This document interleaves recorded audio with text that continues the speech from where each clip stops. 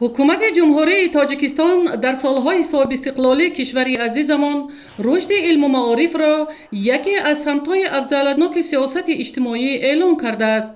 در این روند حالا در نظام معارف اصلاحات و نوسازی ادامه داشته. حکومت مملکت در دوره اصلاحات ساحه برنامه‌های رشد ساحه معارف را قبول و عملی کرده ایستاده است. از جمله با مقصد عملی شدن این هدف‌های سازنده در ناحیه‌های رشت، تاجیک‌آباد، نورآباد، لخش و سنگار تدبیرهای ضروری راه‌اندازی گردیده ایستاده است. برای بلند برداشتن صفت تعلیم و تربیت خوانندگان در ناحیه‌های منطقه سال گذشته 28 بینای مؤسسه‌های نوی زمانوی به استفاده داده شدند. در ناحیه‌های منطقه رشت 355 مؤسسه‌های تعلیمی فعالیت کرده. برای پیشبرد کار تعلیم و تربیت 67,000 نفر خوانندگان، 4,419 نفر آموزگاران صاحب کسب مشغول میباشند که از این شماره 1,276 نفر آنها را زنان تشکیل میدهد. برای باز هم بهتر شدن شرایط تحصیل خوانندگان در دوردستترین دهاتی منطقه، صنفخانه‌های کشاد و برهوا، تجزیانیدن بیناهای تعلیمی با میز و کرسی، مبل، کامپیوتر و مستحکم نمودن بعضی ماده تکنیکی به پیشرفت ساحه مساعدت نمود. از جمله در دوره نقشه چاره‌بینی‌ها بخشیده به استقبال جشن 35 سالگی استقلال دولتی جمهوری تاجیکستان تنها در ناحیه رشت بنیاد از نوسازی 27 مؤسسه تعلیمی پیش بینی شده است تا شرایط تحصیل خوانندگان باز هم بهتر و خوبتر گردد. عین حال کارهای ساختمانی در انشاءات بنیاد شونده از روی نقشه ادامه دارد. در دوام سالهای 2020-2021 در حدود ناحیه 11 بیناهای نوی مؤسسه‌های تعلیمی با استفاده داده شدند. 14 صنفخانه‌های ایلوواگی بنیاد گردیدند که با این واسطه برای 4200 خواننده در دو بست شرایط مساعد علم آموزی فراهم آورده شد و امروز در دوره آمادگی به جشن 35 سالگی استقلال دولتی جمهوری تاجیکستان نقشه چاره‌بینی‌های مقامات اجرایی حکومت دولتی ناحیه رشت تصدیق گردیده است که در آن ساختمان 27 بیناهای نوی زمانوی برای مؤسسه‌های تعلیمی نقشه‌بندی شده است.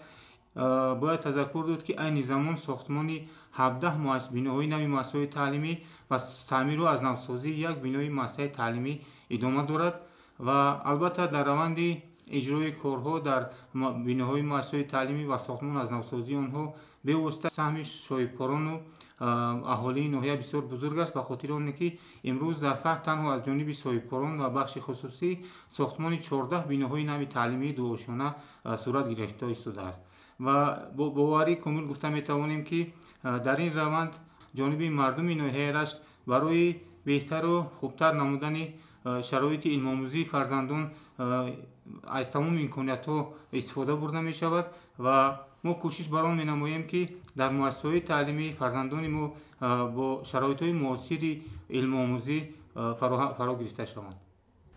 سال جاری 355 مؤسسه تعلیمی منطقه را 4742 نفر ختم کرده. از این شماره 1940 نفر طریق مرکز تستی قبول شدند که 385 نفر آنها را دختران تشکیل می‌دهند. در برابر این 67 نفر دختران محلی طبق کوتای پرزیدنتی صاحب نام دانشجو شدند. حکومت جمهوری تاجیکستان با مقصد تامین مؤسسه‌های تعلیمی ناحیه‌های منطقه با آموزگاران صاحب اختصاص دانشکده آموزگاری تاجیکستان در ناحیه رشت را بنیاد کردند تا مرحله به مرحله مشکلات نرسیدن کادرهای ساحه برطرف گردد. در سالهای اولی صاحب استقلالی در سمت آموزگاری همگی 80 نفر بانوان به حیث آموزگار در مؤسسه‌های تعلیمی ناحیه رشت فعالیت می نمودند.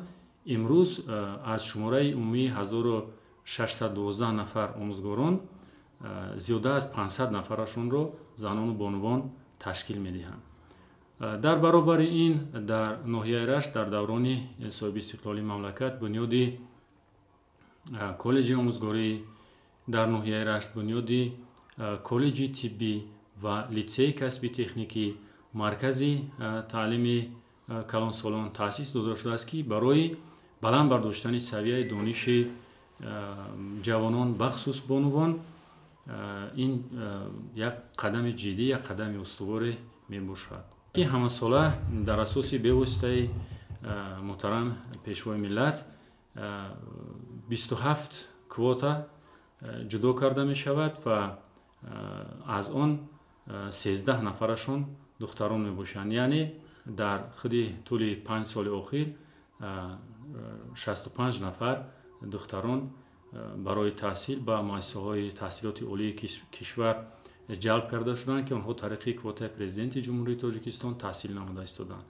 дар доираи нақшачорабиниҳо ба истиқболи ҷашни 35-солагии истиқлоли давлатии ҷумҳурии тоҷикистон дар ҳудуди ноҳияҳои минтақаи Рашт бунёду аз навсозии 67 бинои таълимӣ ва синфхонаҳои иловагӣ пешбинӣ шуда, ҳамаи ин ғамхориҳо барои боз ҳам беҳтар шудани шароити таҳсили хонандагон равона шудааст.